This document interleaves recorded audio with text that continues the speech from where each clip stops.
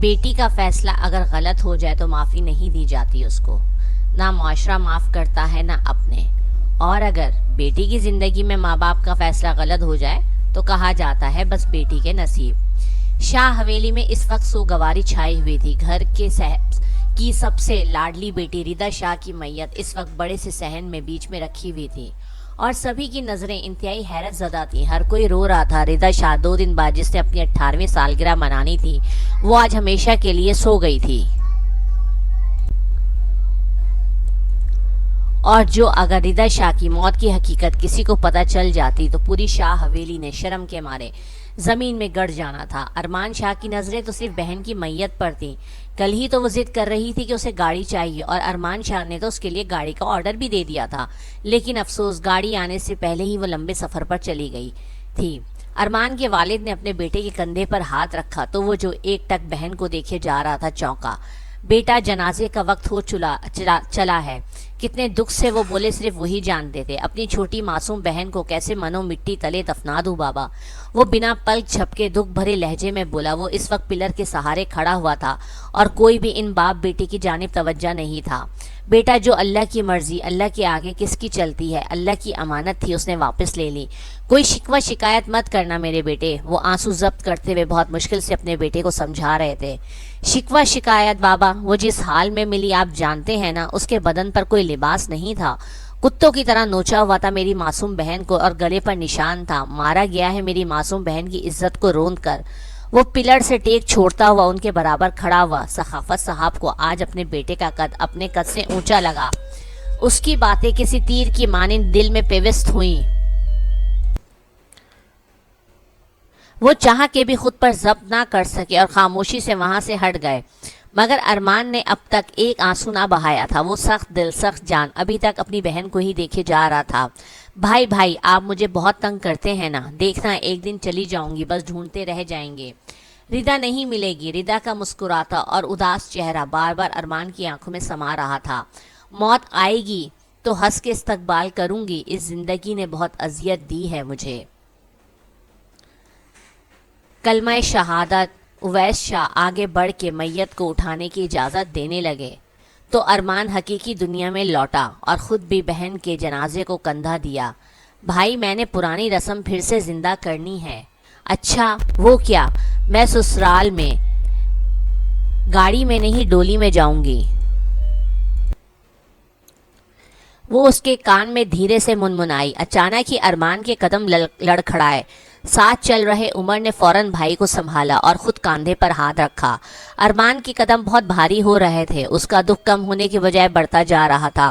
قبر میں اتارتے وقت ارمان کا حوصلہ جواب دے گیا۔ 2 آنسو ٹوٹ کے آنکھوں سے بہے اور اس کی داڑھی میں جذب ہو گئے۔ قبر پر مٹی ڈالتے وہ اپنا دل بھی مٹی مٹی کر رہا تھا۔ دن سے شام اور شام سے رات ہونے لگی تھی۔ سب جا چکے تھے سوائے ارمان شاہ کے۔ صدموں سے لوگ مر نہیں جاتے، تمہارے سامنے ہے مثال میری۔ دیکھ لو میں کیا کمال کر گیا، زندہ بھی ہوں اور انتقال کر گیا۔ یہ الفاظ ارمان شاہ پر مکمل طور پر فٹ ہوتے تھے، جو اس وقت نہ زندوں میں تھا نہ مردوں میں تھا۔ جب سے ارمان نے اپنی بہن ردا کو قبر میں اتارا تھا اس کو کسی طور پر بھی سکون نہیں تھا۔ اس کا دکھ کم ہونے کے بجائے بڑھتا جا رہا تھا۔ اس کے آنسو ٹوٹ ٹوٹ کر اس کی آنکھوں میں بہہ رہے تھے۔ دن ڈھل گیا، شام ڈھل گئی، رات ہو گئی، سب چلے گئے سوائے ارمان شاہ کے۔ چھوٹے شاہ اٹھیں گھر چلیں، آندھی آنے والی ہے، بارش کا امکان بھی ہے۔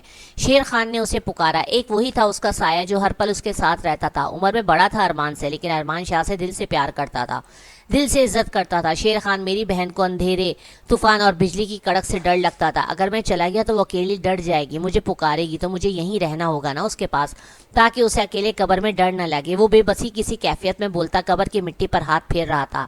چھوٹے شاہ اب یہ دنیا کا معاملہ ختم ہو گیا، اب اللہ اور بندے کا معاملہ شروع ہو چکا ہے۔ بچی کا اس زندگی سے ناتا ٹوٹ گیا ہے، اس دنیا میں اب اس کا کوئی ناتا نہیں۔ تم بھی بہن کو اللہ کے حوالے کرو اور اٹھو، گھر کی طرف چلو۔ شیر خان نے ارمان کو تھاما اور اٹھایا۔ اس وقت اسے لگا کہ اس کا دل کسی نے مٹھی میں لے کے مسل دیا ہو۔ بھائی جتنا بھی تنگ کر لے بہن کو، مگر بہن کی جان ہوتا ہے اور بہن میں تو بھائی کی جان ہوتی ہے۔ یہ بات آج ارمان شاہ پر بالکل سچ ثابت ہو رہی تھی۔ جتنا وہ ردا کو تنگ کرتا تھا اتنا ہی وہ ردا سے پیار بھی کرتا تھا۔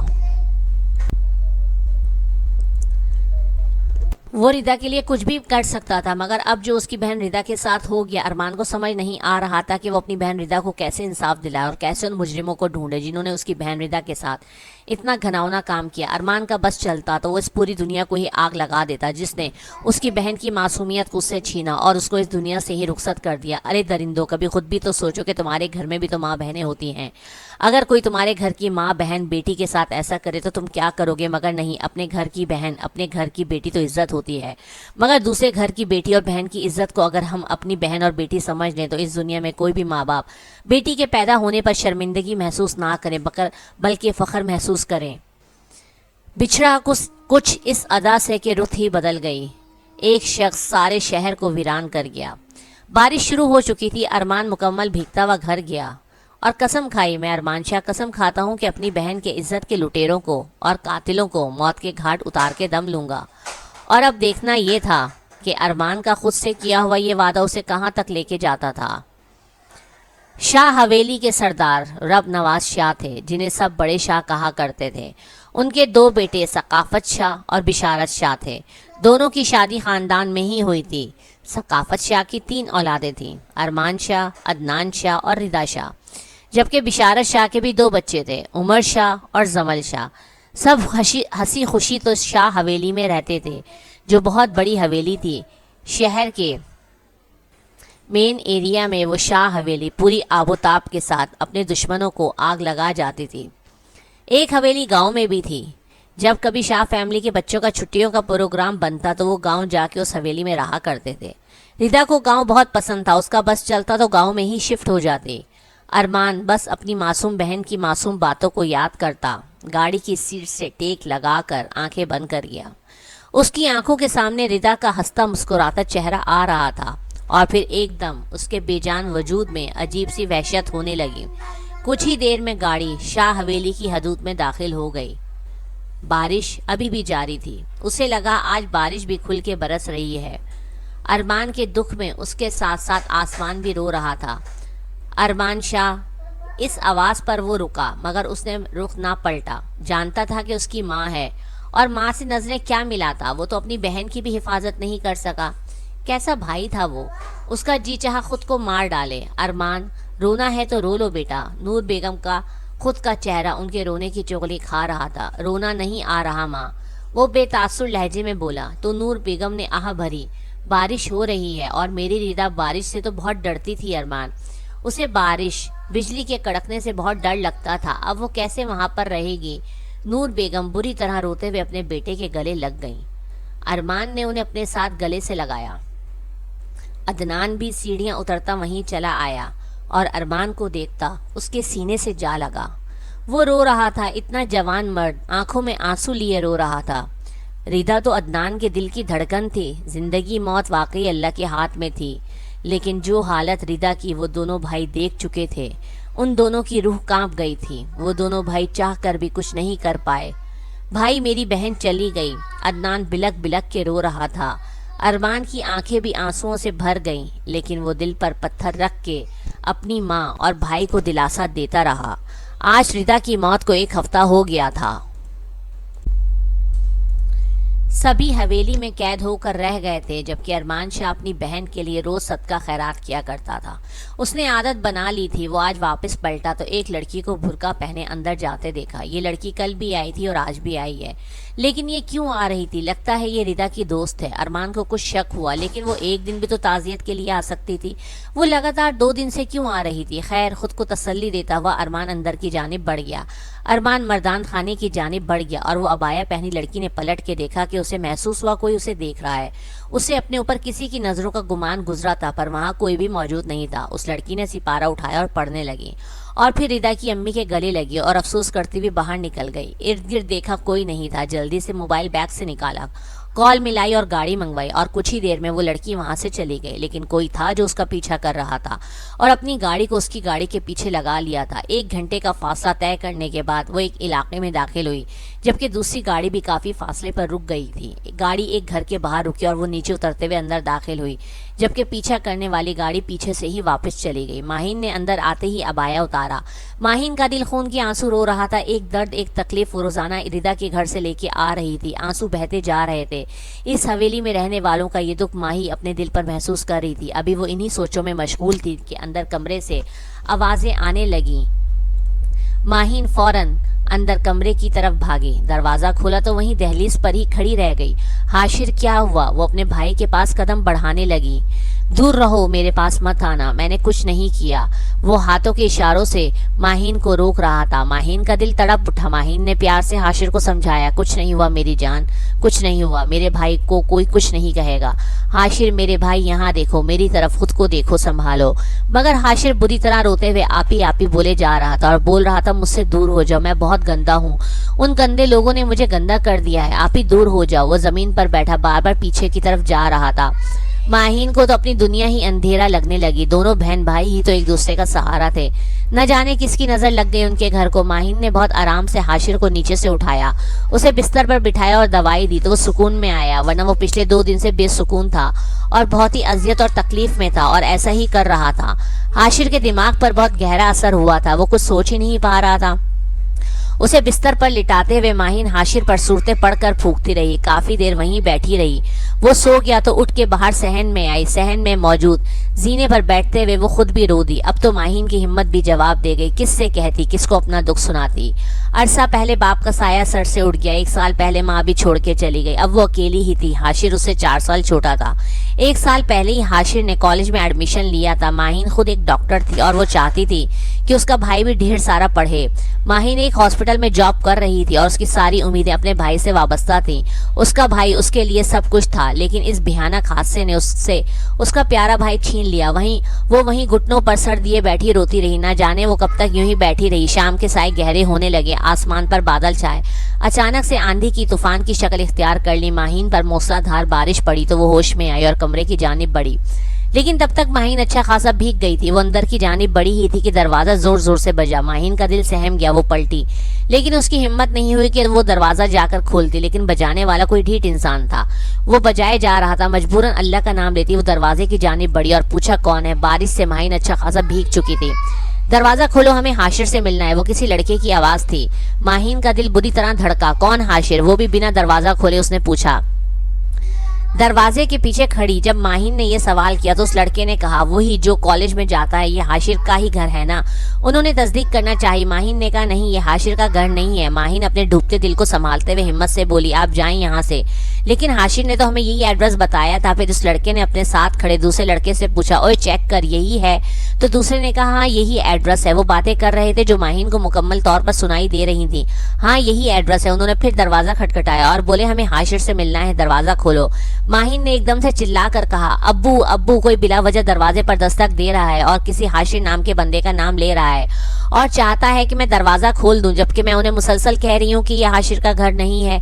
उन लोगों से बात करते करते माहीन ने ऊंची आवाज में अंदर की जानिब मुंह करके कहा, अरे यार, इनका तो बाप भी है, जबकि हाशिर ने तो बताया था कि वो सिर्फ अपने बहन के साथ ही रहता है जो डॉक्टर है। मतलब ये है कि हाशिर ने हमें अपने घर का गलत एड्रेस दिया।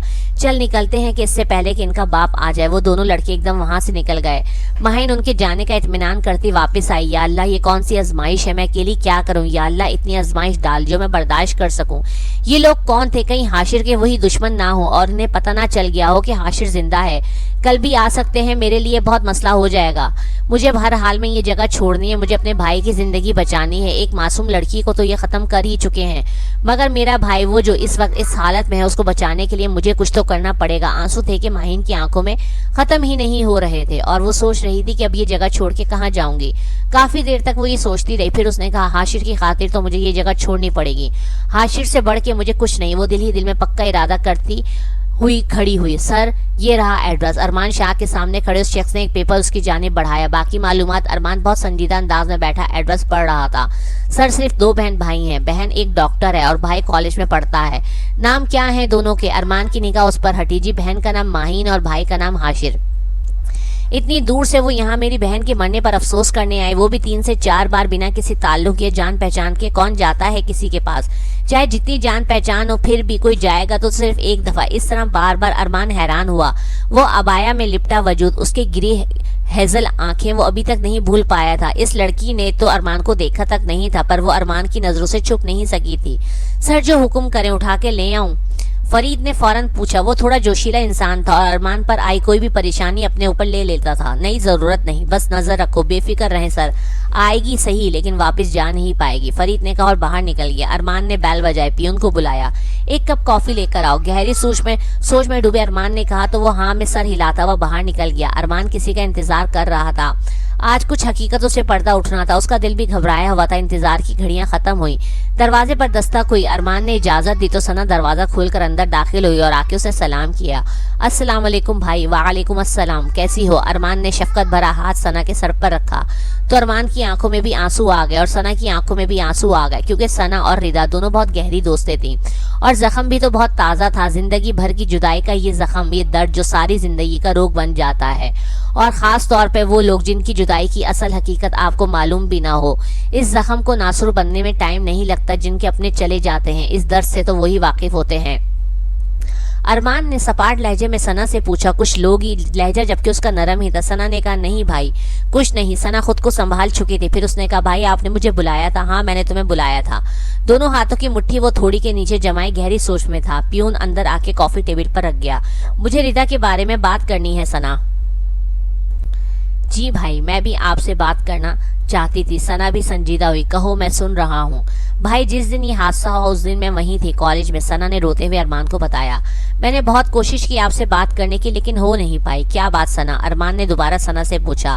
ایک لڑکا تھا جو ردا کو پسند کرتا تھا اور ردا بھی اسے بہت پسند کرتی تھی، مجھے ردا نے خود اس کے بارے میں بتایا تھا۔ ثنا کی بات پر ارمان کی آنکھیں حیرت سے کھلی کی کھلی رہ گئی۔ تم کیا کہہ رہی ہو؟ ردا کسی لڑکے کو پسند کرتی تھی؟ ارمان کو یقین نہیں آیا۔ جی بھائی ہمارے کالج کے پیچھے بوائز کالج ہے نا، وہ وہاں پڑھتا ہے۔ اس نے 2 بار آ کے ردا سے ملاقات بھی کی اور جس دن یہ حادثہ ہوا اس دن بھی وہ آیا تھا اور اس نے ردا کو ملنے کے لیے بلایا تھا۔ ثنا کی آنکھیں آنسوؤں سے بھیگ گئیں۔ ارمان نے کہا مجھے ردا کے موبائل سے ایسا کوئی ڈیٹا نہیں ملا کہ اس کا کسی لڑکے سے کوئی رابطہ ہو۔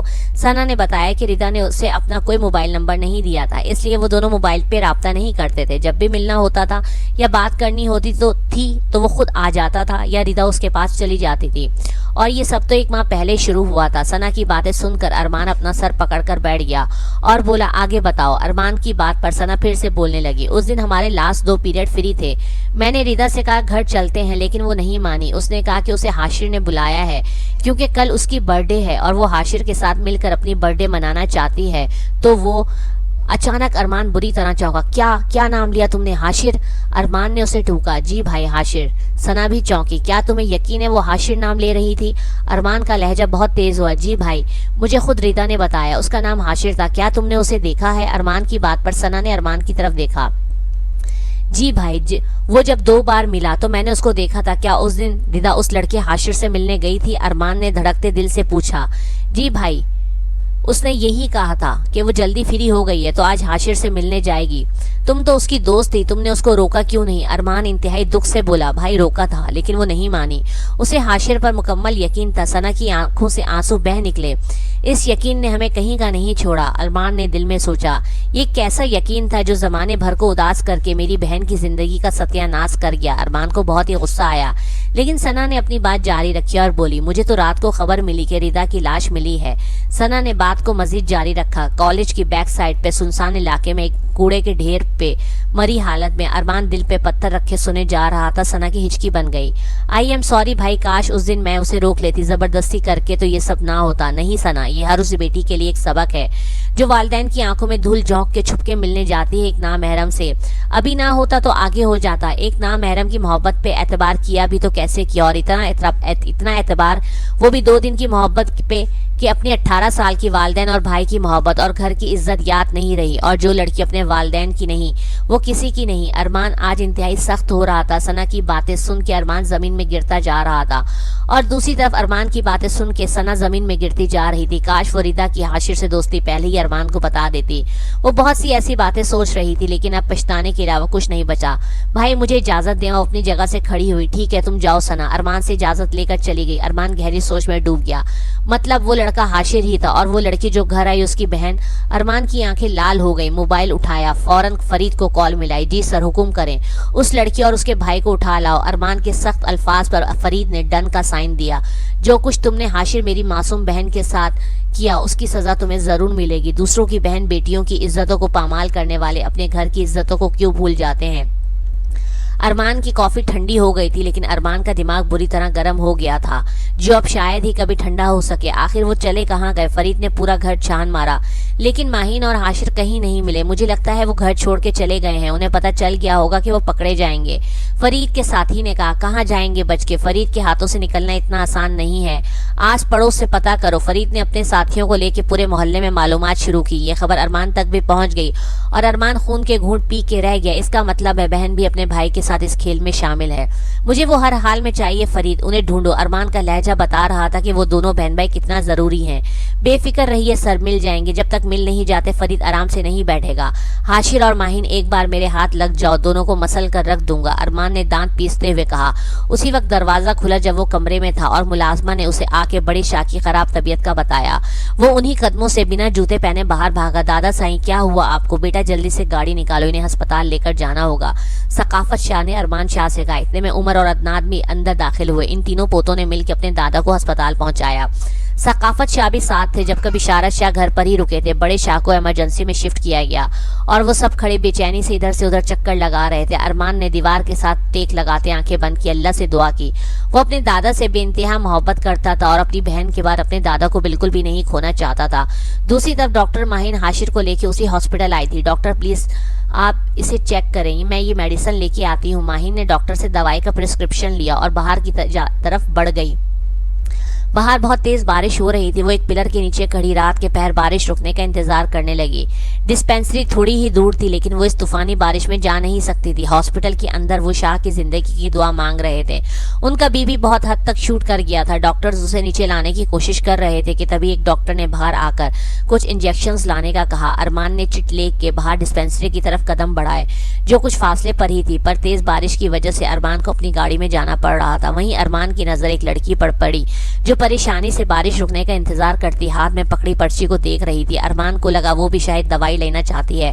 बारिश की वजह से उसका चेहरा भी नजर नहीं आ रहा था। वो सर पर सलीके से दुपट्टा ओढ़े परेशान चेहरे के साथ खड़ी थी।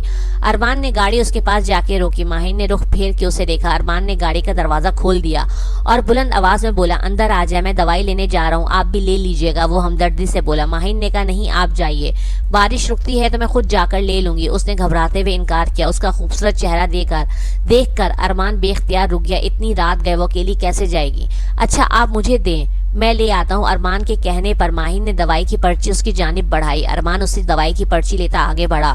कुछ देर बाद वो वापस आया तो वो हॉस्पिटल के अंदर एक बेंच पर परेशान बैठी दिखाई दी। ये रही आपकी दवाइयाँ। अरमान ने दवाई उसकी जानिब बढ़ाई। आप जल्दी में पैसे ही नहीं लेके गए, कितने की हैं दवाइयाँ? माही ने नरम लहजे में पूछा। बस दुआ कर दीजिएगा, मेरे दादा आईसीयू में हैं, किसी की मदद करने से अल्लाह खुश होता है, आप उसके बदले दुआ कर दीजिएगा, हमें दुआओं की जरूरत है। अरमान उसकी जानिब देखता हुआ एकदम ठटका। हैजल गिरे आंखें, ये वही सेम। अरमान का दिल बुरी तरह धड़का। माहिन ने कहा, आपका बहुत बहुत शुक्रिया, अल्लाह ताला आपके दादा को सेहत और तंदुरुस्ती दे, आमीन। माहिन दुआ देती हुई आगे बढ़ी, जबकि अरमान गहरी सोच में डूबा उसे जाता देख रहा था। अचानक अरमान ने उसे आवाज दी, माहिन। इस आवाज पर माहिन एकदम पलटी। उसे समझ में नहीं आया कि अरमान को उसका नाम कैसे पता चला, मगर अरमान का चेहरा बिल्कुल सपाट था। अरमान का शक यकीन में बदल गया कि ये वही है जिसकी वजह से और जिसके भाई की वजह से उसकी बहन इस हाल में इस दुनिया से गई। दूसरी तरफ माहिन बुरी तरह घबरा गई और उसके दिल ने बोला, कहीं ये वही तो नहीं जो हाशिर को जान से मार देना चाहते हैं। माहिन का दिल अनहोनी के अंदाज में धड़का। वो उल्टे कदम पीछे लेती भागी। अरमान के हाथ में पकड़े शॉपिंग बैग पे गिरफ्त सख्त हुई। वो आईसीयू की जानिब बढ़ा, डॉक्टर को इंजेक्शन दिया। अब फरीद को कॉल मिला रहा था और उसे कॉल मिलाता वो वहां से बाहर निकला। फोन पर उसे सारी मालूमात दी। फरीद पुलिस फोर्स के साथ आ रहा था हॉस्पिटल को सील करने। माहिन, सिकंदर, तुमने जो गुनाह किया अपने भाई के साथ मिलके, इसका तो तुम्हें खुमियाजा भुगतना पड़ेगा और ऐसी दर्दनाक सजा दूंगा कि तुम्हारी 7 पुश्तें याद रखेंगी। अरमान के माथे पर ढेरों बल पड़े। उसका बस नहीं चल रहा था कि वो लड़की और उसका भाई उसके सामने हो तो वो उन्हें जान से मार दे। माहिन छुप छुपा के अंदर वार्ड में आई। जिस रूम में उसका भाई था वो बेहोश था क्योंकि उसने सख्त डिप्रेशन लिया हुआ था, अपने होशो हवास खो बैठा था। माहिन को मजबूरन अपने भाई को अस्पताल लाना पड़ा, जबकि माहिन खुद भी डॉक्टर थी और अपने भाई का घर पर भी इलाज कर सकती थी, लेकिन कुछ ऐसी वजूहात थी जिनकी वजह से माहिन को हाशिर को हॉस्पिटल लाना पड़ा। और वो वजूहात सिवाय माहिन और हाशिर के कोई नहीं जानता था। हत्ता कि अरमान भी नहीं जानता था कि रिदा के साथ जो कुछ हुआ उसमें हाशिर का कितना हाथ है कितना नहीं। अरमान बस इतना जानता था कि हाशिर ने उसकी बहन को रुस्वा करके जिंदा जमीन में गाड़ दिया। माहिन तो उस हॉस्पिटल में जॉब भी नहीं करती थी और उन गुंडों की वजह से, जिनकी वजह से रिदा की मौत हुई और हाशिर की ये हालत हुई, माहिन ने तो वो इलाका ही छोड़ दिया था और अपनी दूसरी डॉक्टर दोस्त की तवस्सुस से अपने भाई को इस हॉस्पिटल में लेकर आई थी ताकि अपने भाई का इलाज करवा सके। इसके बाद माहिन ने सोचा था कि वो किसी दूसरी शहर में लेके अपने भाई को चली जाएगी। वो मजबूर थी अपने भाई हाशिर को इस हॉस्पिटल में लाने पर, लेकिन यहाँ आकर तो एक नई मुसीबत माहिन के गले पड़ गई। आखिर ये शख्स कौन था और मेरा नाम कैसे जानता था और कैसे मेरा नाम ले सकता है? अगर ये हाशिर का कोई दोस्त है भी तो हाशिर तो कभी भी किसी दोस्त को मेरा नाम नहीं बताता था, हमेशा आप ही कहता था। माहिन जितना सोच रही थी उतना ही परेशान हो रही थी। थोड़ी देर में हाशिर को होश आया। अब कैसी तबीयत है? माहिन ने फौरन पूछा। मैं यहाँ। वो हैरान हुआ। हाशिर तुम बेहोश कैसे हुए? माहिन ने सख्त लहजे में पूछा। मुझे नहीं पता, वो धीरे से उठते हुए बोला। मेरा ख्याल है कि अब हमें यहाँ से चलना चाहिए। जब माहिन ने हाशिर से ये कहा तो हाशिर ने सर हिलाया और उठ खड़ा हुआ। इतने में बाहर से शोर की आवाज सुनाई दी। उसने बाहर निकल के देखा और पूछा क्या हुआ, ये शोर कैसा है? तो बताया गया पुलिस आई है, पूरे हॉस्पिटल को सील कर दिया है, ना अब कोई अंदर आ सकता है ना कोई बाहर जा सकता है, एक शख्स ने घबराए हुए अंदाज में बताया। माहिन का दिल तो जैसे सीने में जकड़ गया। Police seal? मगर क्यों? पलट के हाशिर को देखा। शायद मकाफात का अमल आ चुका था। माहिन की आंखों में आंसू आने लगे। क्या हुआ, आप रो क्यों रही हैं? हाशिर ने उसके पास जाकर धीरे से पूछा। हम कहीं नहीं जाएंगे हाशिर, शायद अब वक्त आ गया है कि हम अपना कसूर कबूल कर लें। माहिन की बात पर हाशिर के चेहरे का रंग उड़ गया। आप क्या कह रही हैं? आप जानती हैं ना कि मैंने कुछ नहीं किया, बल्कि मेरे साथ तो खुद गलत हुआ है। माहिन ने कहा मैं नहीं जानती वो कौन है, लेकिन वो जो भी है बहुत पावरफुल है। उसने पुलिस बुलाई है और मुझे यकीन है ये पुलिस हमारी तलाश में ही आई है। माहिन ने उस तरफ आने वाले पुलिस एहलकार की जानिब इशारा करते हुए कहा। आप ही मैं बेकसूर हूँ। वो रो पड़ा। उसने कहा आप जानती हैं मेरे साथ कितना बुरा हुआ है और उसके बावजूद आप कह रही हैं हमारा मकाफात अमल शुरू हुआ है। अरे मकाफात अमल तो उनका होना चाहिए जिन्होंने मेरे और रिदा के साथ इतना कुछ किया है। माहिन ने कहा मैं कुछ नहीं कर सकती। इतने में पुलिस वाले उनके करीब आए और आके पूछा आप में से माहिन और हाशिर कौन है? पुलिस वाले ने उन्हें मशकूक निगाह से देखते हुए पूछा। आशिर ने बहन का बाजू सख्ती से पकड़ा हुआ था। माहिन ने बहुत हिम्मत करके पुलिस वाले से कहा हम दोनों हैं। पुलिस वालों ने कहा आप दोनों को हमारे साथ चलना पड़ेगा। अब की बार हाशिर डायरेक्ट बोला आप ही, हम नहीं जाएंगे, ये सब उनसे मिले हुए, ये सब हमें मार देंगे। वो लोग अपना गुनाह छुपाने के लिए कुछ भी कर सकते हैं। हाशिर ने खुद पर काबू पाते हुए बामुश्किल कहा मेरी तरफ देखो हाशिर, कुछ नहीं होगा, मैं हूं ना, और जब कुछ किया नहीं तो फिर डर कैसा?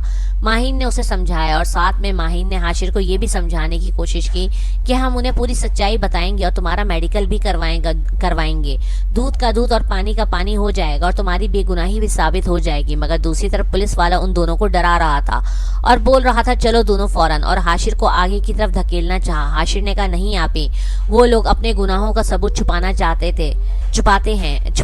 हैं। अब तक उन्हें लग रहा था कि रिदा के साथ मैं भी मर चुका हूँ, अब उन्हें पता चल गया है मैं जिंदा हूं, तो अब वो मुझे नहीं छोड़ेंगे। ये कह के घबराते हुए हाशिर ने माहिन को धक्का दिया और वहां से नीचे की तरफ भागा। माहिन बेयकीनी से हाशिर को भागता हुआ देख रही थी। एक पुलिस वाला गोली चलाने लगा कि माहिन ने जल्दी से उसकी गन वाला हाथ पीछे करके हाशिर को बचा लिया। एक बार फिर उस पुलिस वाले ने माहिन को जोरदार धक्का दिया कि वो दूर जा गिरी और पास पड़े बेंच से उसका सर टकराया कि वो कर्राह के रह गई। उसके माथे पे सख्त चोट आई।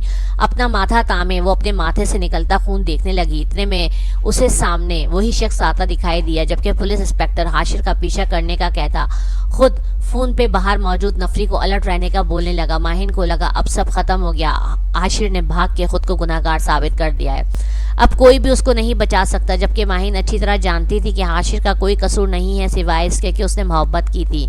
सर वो भाग गया है। पुलिस वाले ने अरमान से कहा तो अरमान ने गुस्से से माहिन की जानिब देखा और एक झटके से उसे बाजू से खींच के खड़ा किया। वो लुढ़कड़ा के खड़ी हुई। अरमान की लाल आंखें देखी। उस लम्हे माहिन को शदीद खौफ महसूस हुआ। मुझे वो लड़का चाहिए, जिंदा या मुर्दा? माहिन की आंखों में देखता हुआ अरमान गुस्से से गुर्राया। उसकी बात सुन के माहिन तड़पी और बोली नहीं। माहिन ने कहा अरमान से कि मैं नहीं जानती आप कौन है, मगर मैं ये जानती हूँ कि आपको असली बात नहीं पता। मगर अरमान ने माहिन की कोई बात नहीं सुनी और माहिन को बाजू से पकड़ के खींचता हुआ अपने साथ ले गया। माहिन चीखती रह गई, लेकिन उसकी ये बात सुनकर अरमान तो आपे से बाहर हो गया था। उसे हॉस्पिटल के बैक गेट से बाहर लाया। वो अदनान को कॉल करके गाड़ी उस तरफ मंगवा चुका था। भाई ये सब? अदनान हैरानी से पूछने लगा।